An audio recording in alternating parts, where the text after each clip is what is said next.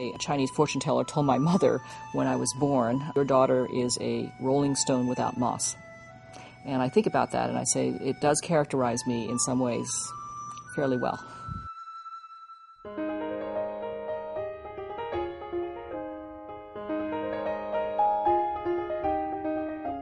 My parents were diplomats, so I was very used to moving around in different countries, different cultures.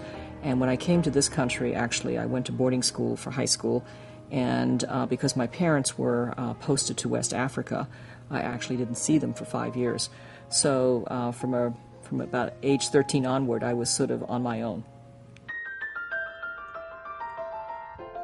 I had been working at Citibank in Taipei, Taiwan for a year, and had a chance to go to Vietnam and went to a cocktail party at the Saigon bureau chief's house of Time magazine.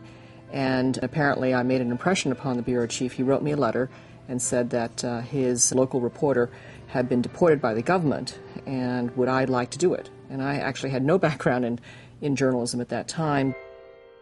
Somehow I managed, because I also did some radio for CBS News, and I did get my spots aired in the U.S. My father would get very excited and write me and say, "I heard you on the news yesterday." It made me feel like taking risk is something that one needs to do to get some fulfillment in life, whether it's professional or personal.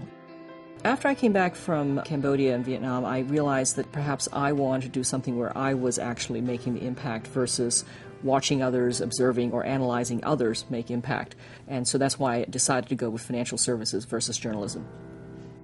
I entered Citibank and spent the first 10 years of my career in wholesale corporate banking, moved over to retail banking in 1984, and from there progressively did different things in the credit area. In 1998, I was reaching another point in my career where I felt like I was exhausting the possibilities at Citibank, and I felt that Wells was really on the right track in terms of trying to figure out how to build their business. We did a national search. I mean, we looked at a lot of candidates from across the United States, and interestingly enough, the best candidate and the candidate that was our number one choice was right in our own backyard, and that was Doreen. She's an exceptional leader. She sets high standards for herself and her team, and then helps her team achieve those goals. Doreen wants to make things happen. You know, she doesn't wait and react. She is, at the point of the sword, figuring out how to drive change. Half the battle in business these days is to be able to not only have the focus, but maintain the focus. And that's the thing with Doreen. She never loses sight of the end goal.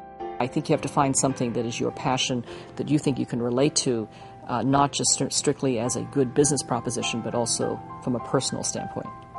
Under Doreen's leadership, Wells Fargo has the largest market share of home equity loans in the entire United States.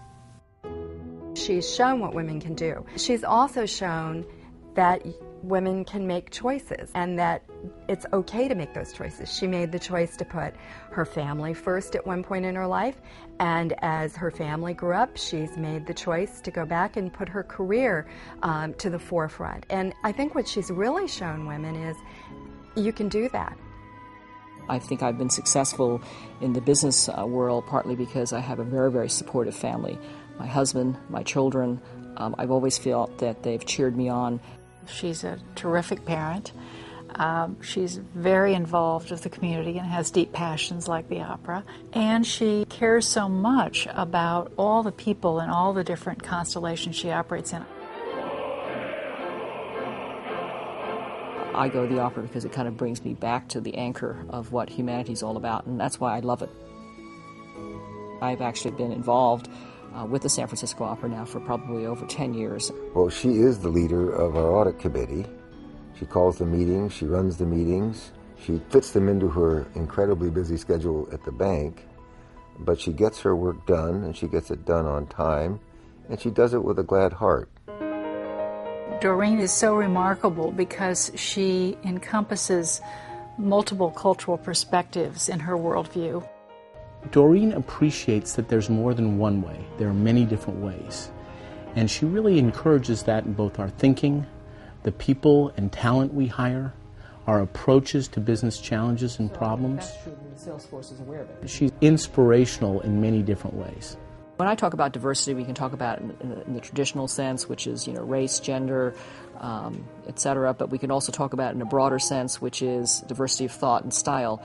And I just think that makes for a richer community. So I think it's important that we do continue to sort of establish milestones along the way for women, for Asian Americans, and when an award like this is given, it just indicates this is how far we come. But I would also say we have much more to accomplish.